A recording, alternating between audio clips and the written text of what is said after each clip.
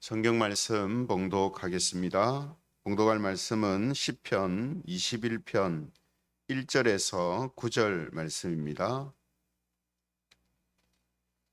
시편 21편 1절에서 9절 말씀 찾으셔서 말씀을 함께 보겠습니다.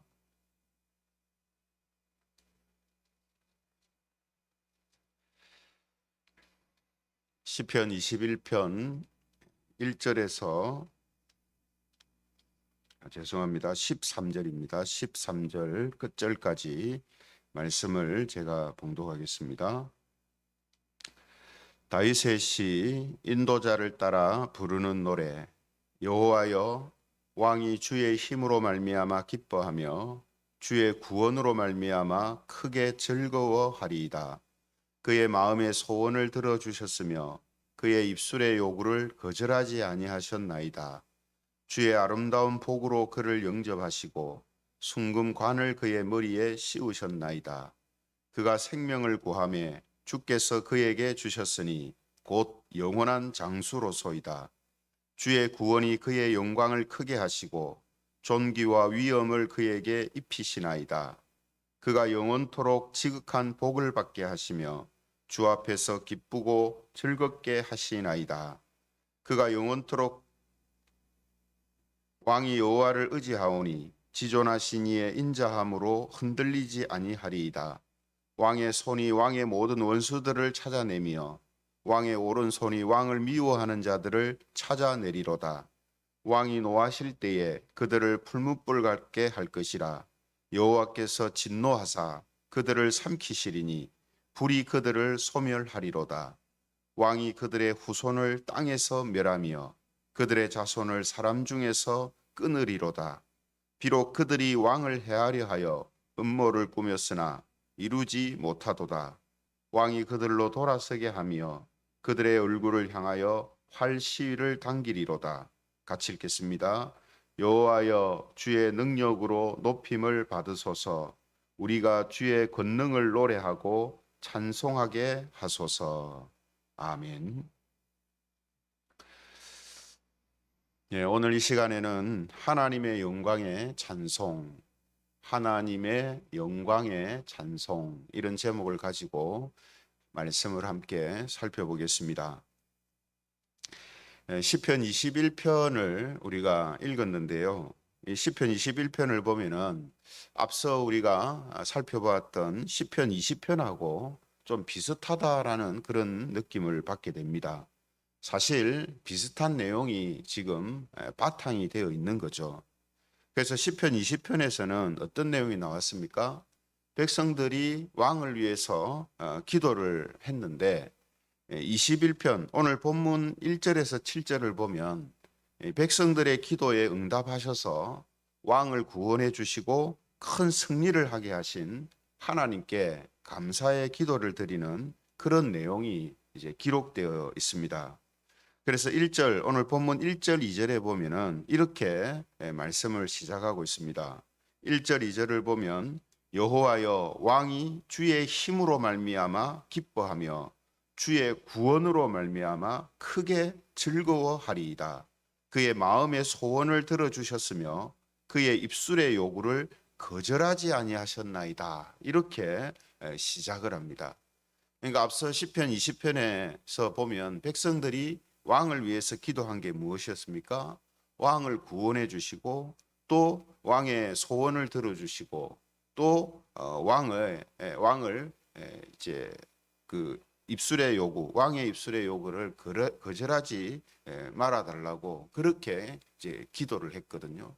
그런데 오늘 시편 1편 1절 2절에서는 그 기도의 내용들이 하나님이 다 들어주셨습니다라고 그렇게 시작을 하고 있다라는 거죠. 그런데 그 이후에 이제 다윗 왕이, 즉 이스라엘 백성들이 다윗 왕을 위해서 기도했던 그 내용들이 이제 이루어진 것에 대한 설명을 쭉 하고 있는데요. 이 설명을 보면 특이한 이제 표현을 사용하고 있습니다. 그러니까 일반적으로 이제 사용하지 않는 그런 표현들을 다윗 왕에게 표현을 하고 있다라는 거죠. 그래서 대표적으로 4절에 보시면요. 왕에게 영원한 장수를 주셨다. 이렇게 표현을 하고 있습니다. 그 장수가 영원하진 않죠. 그죠? 근데 영원한 장수를 주셨다. 이렇게 표현을 합니다. 그리고 5절에도 보면 이렇게 말씀하죠. 그의 영광을 크게 하시고 존귀와 위엄을 그에게 입히시나이다 하고 표현합니다. 이 존귀, 위엄 이런 단어도 사실 이제 왕에게 잘 사용을 하지는 않는 표현이죠. 또 특히 하나님을 대상으로 이렇게 잘 표현을 하지 않습니다.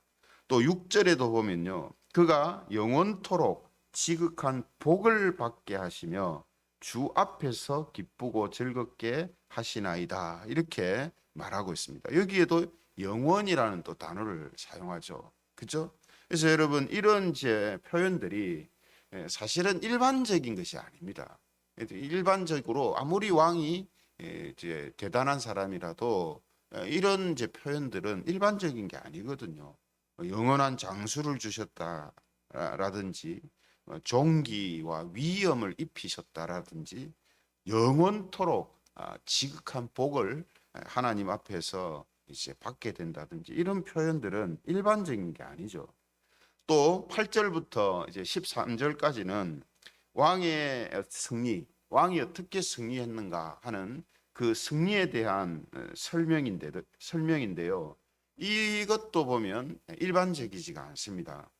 그래서 8절에 보면은 이런 말씀이 있습니다. 8절에 보면 왕의 손이 왕의 모든 원수들을 찾아내며 왕의 오른손이 왕을 미워하는 자들을 찾아내리다 이렇게 돼 있거든요. 그러니까 이런 이제 표현을 시작으로 해서 9절에 이제 보면 이런 말씀이 있습니다. 9절에 보면 왕이 노하실 때에 그들을 풀무불 같게 할 것이라 여호와께서 진노하사 그들을 삼키시리니 불이 그들을 소멸하리로다 이렇게 되어 있습니다. 그러니까 왕의 어떤 원수, 왕을 대적하는 사람들을 이렇게 삼키시고 불로 소멸하겠다라고 이렇게 하셨다라고 말하고 있거든요. 또 10절에도 보면요. 왕이 그들의 후손을 땅에서 멸하며 그들의 자손을 사람 중에서 끊으리로다 이렇게 되어 있습니다. 그러니까 그 어떤 왕을 대적하는 사람들을 후손까지도 땅에서 멸하고 또 자손을 사람 중에서 다 끊어버린다 이렇게 표현을 하고 있습니다. 이런 표현들도 사실은 이제 일개 왕에게 다 사용하기는 사실은 좀 일반적이지 않은 그런 이제 표현이 되는 것이죠. 그러므로 시편 20편하고 21편에 나오는 이 왕은 1차적으로는 다윗 왕을 말하지만 궁극적으로는 사탄과 악의 세력을 정복하시고 승리하시는 예수 그리스도에 대한 예표가 되는 것입니다. 그래서 사람 왕에게 표현하기 좀 어려운 또 일반적이지 않는 이런 표현들은 사실은 하나님이신 왕이신 예수 그리스도에 대한 이런 표현이 되는 것이죠. 이런 맥락에서 11절에도 보면은 이런 말씀이 있습니다. 11절에 보면 비록 그들이 왕을 해하려 하여 음모를 꾸몄으나 이루지 못하도다 이렇게 돼 있거든요. 이것도 뭐 다윗 왕을 해하려는 그런 음모라고 볼 수 있지만 또 궁극적으로는 뭡니까? 예수님께서 이 땅에 그리스도로 오시는 그러한 모든 일들을 해하려고 하는 그런 음모를 사탄이 이제 꾸미지 않습니까? 하지만 결국 그 사탄의 음모도 다 실패로 이제 돌아가잖아요. 그죠? 이런 부분들도 예수님에 대한 그런 어떤 예언의 말씀과 관련이 다 있다라는 겁니다. 그리고 9절에 이제 보면요. 이런 말씀도 나오거든요. 9절에 이제 보면 왕이 노하실 때에 그들을 풀무불 같게 할 것이라 여호와께서 진노하사 그들을 삼키리니 불이 그들을 소멸하리로다. 불이 그들을 이제 소멸한다 이런 표현을 쓰거든요. 풀무불 이런 표현도 쓰고. 그래서 요한계시록 20장 21절에 보면은 이런 비슷한 표현을 마귀에게 사용하는 것을 보게 됩니다. 요한계시록 20장 21절에 보면 마귀가 불과 유황못에 던져진다라는 이런 이제 표현을 사용하고 있거든요. 그래서 오늘 9절에도 보면은 불뭇불 또 불이 그들을 소멸한다 이런 이제 표현들을 이제 쓰고 있지 않습니까? 그러니까 이런 표현들이 계속 말씀드립니다만 일반적으로 사람 왕한테 사용하기는 상당히 좀 어렵고 난해한 표현입니다. 그런데 이런 표현들이 그리스도 예수님에게 적용을 하면 이런 표현들이 자연스럽고 당연하게 되는 그런 이제 표현들이 되는 것이죠. 그렇죠? 그러므로 오늘 이 시편 20편, 21편 이 모든 내용들이 그 왕이 누구냐 하면 예수 그리스도를 예표하는 그런 성격을 함께 가지고 있다라는 것입니다. 그런데 우리가 이 왕의 승리를 지금 누가 기뻐하고 있냐면 백성들이 기뻐하고 있거든요. 그죠? 1절, 2절에도 살펴봤습니다만 자신들이 왕을 위하여서 기도함으로 인하여서 왕에게 일어난 그 모든 일들을 백성들이 기뻐하고 하나님께 감사하는 찬양을 기도를 지금 드리고 있는 것을 이제 보지 않습니까? 그건 왜 그렇겠습니까? 왕의 승리는 곧 백성들의 승리고 왕의 구원은 곧 백성들의 구원이 되기 때문이죠. 그죠? 그 왕이라는 존재는 백성들을 대표하고 백성들을 보호하고 인도하는 그런 존재지 않습니까? 그렇기 때문에 왕이 어려운 상황에 있을 때에 구원을 받는 것은 곧 백성들이 구원받는 것과 같은 것이고 왕이 대적들을 승리하는 것은 곧 백성들이 승리하는 것과 같단 말이죠. 그래서 지금 백성들이 어떻게 합니까? 왕의 승리를 찬양하고 또 그렇게 승리케 하신 하나님에게 감사하는 기도를 지금 이제 드리고 있는 것이거든요. 이처럼 예수님이 지금 우리의 궁극적인 영원한 왕이시다라고 보면 예수님의 부활은 곧 성도의 부활이 되는 것이고 예수님의 승리는 곧 우리 모두의 승리가 되는 것이죠. 성도의 승리가 되는 것입니다. 그죠? 그렇기 때문에 이러한 사실을 아는 백성들은 어떤 반응을 보일 수밖에 없냐면 13절과 같은 반응을 보일 수밖에 없습니다. 13절에 보면요. 여호와여 주의 능력으로 높임을 받으소서. 우리가 주의 권능을 노래하고 찬송하게 하소서. 하나님을 높이고 하나님을 지금 찬양하는 것으로 끝이 나고 있지 않습니까? 그렇죠? 왜 그렇죠? 당연한 거죠.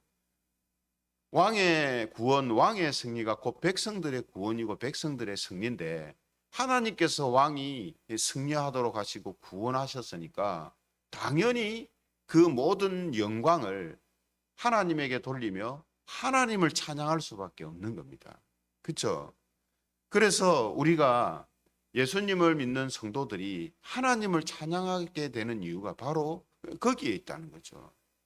예수님의 승리가 우리의 승리고 예수님이 우리를 구원하신 것이 바로 우리의 구원이 되고 또 예수님의 부활이 우리의 부활이 되기 때문에 이런 사실을 아는 성도로서 당연히 하나님을 찬양하고 하나님께 영광 돌리는 이런 모습이 나올 수밖에 없는 것이죠. 그래서 에베소서 1장 6절에 보면 성도들에 대하여서 이렇게 묘사를 하고 있는 것을 보게 됩니다. 에베소서 1장 6절에 보면 이는 그가 사랑하시는 자 안에서 우리에게 거저 주시는 바 그의 은혜의 영광을 찬송하게 하려는 것이라. 하나님의 은혜의 영광을 찬송하는 것이 바로 하나님께서 우리에게 원하시는 모습이다 이렇게 이야기를 하고 있거든요. 또 이 모습은 억지로 짜내는 것이 아니고 하나님이 주신 그 은혜로 인하여서 예수님을 통해 주시는 그 은혜로 인하여서 우리에게 자연적으로 나올 수밖에 없는 모습이다, 이렇게 이야기를 하고 있는 것입니다. 또 에베소서 1장 12절에 보면 이런 말씀을 하거든요. 에베소서 1장 12절, 이는 우리가 그리스도 안에서 전부터 바라던 그의 영광의 찬송이 되게 하려 하심이라. 그냥 단순히 노래로 찬양하는 것으로 끝나는 게 아니고 성도들 자체가 하나님의 영광의 찬송이 되게 하시기 위하여다, 이렇게 표현을 하고 있습니다. 그러니까 성도 자체가 하나님의 그 은혜의 영광을 찬송하는 존재라는 거예요. 드러내는 존재라는 거예요. 노래로만 하는 존재가 아니라, 노래는 물론이고 존재 자체가 하나님의 영광을 뿜어내고 드러내고 나타내는 그런 존재다라고 말씀을 하고 있는 것이죠. 그러므로 성도 여러분, 우리는 시편 20편과 21편이 다윗왕을 통해서 앞으로 예수 그리스도께서 사탄을 멸하시고 성도들을 구원하시는 승리의 왕이다라는 이 사실을 우리에게 예표하고 있다라는 사실을 우리는 깨달아야 한다라는 거죠. 그리고 우리의 이 이제 부활, 그것은 곧 주님의 부활이 우리의 부활이 된 것이고, 우리의 구원과 승리는 곧 주님의 구원과 승리와 연결되어져서 우리에게 주어지는 것이다라는 이 사실을 우리는 다시 한번 확인해야 한다라는 것입니다. 그리고 이 사실을 우리가 알고 믿는다면 우리가 해야 할 일, 또 우리에게서 나와야 하는 자연적인 모습이 뭐냐 하면, 하나님을 높이고 그분을 찬양하며 하나님을 나타내고 또 증거하는 그러한 모습이다라는 이 사실을 우리가 꼭 기억해야 한다라는 것이죠. 그러므로 성도들이 이 땅에서 예수님을 나타내고 하나님을 보여주며 살아가는 이런 이제 삶이라는 것은 억지나 혹은 하나님의 어떤 명령이 있어서나 혹은 어떤 것을 받기 위한 목적으로 행하는 것이 아니라, 하나님의 그 은혜, 하나님의 이 구원의 놀라운 역사를 알고 믿는 자들에게서 나타나는 자연적인 모습이다라는 것입니다. 자연적인 모습. 그래서 오늘 모든 성도들이 자발적으로 하나님을 믿고 찬양하며 그분을 나타내는 삶을 살아가는 것도, 또 그렇게 힘쓰는 것도 누가 시켜서나 또 누가 억지로 하라고 해서가 아니라 자연적으로 나오는 그러한 모습이다라는 것이죠. 그러므로 오늘 시편이 예표하고 있는 이 일이 그리스도로 인해서 이루어졌다라는 이 사실을 믿고 있는 우리 모두는 우리의 전 삶을 통하여서 하나님을 높이고 그분을 찬양하는 영광스러운 삶을 살아가는 그런 성도들로 세워져야 합니다. 그래서 저와 여러분들, 우리 모든 성도들이 바로 이런 모습으로 이 세상 속에서 드러나고 또 살아가는 그런 성도들이 되시기를 원합니다.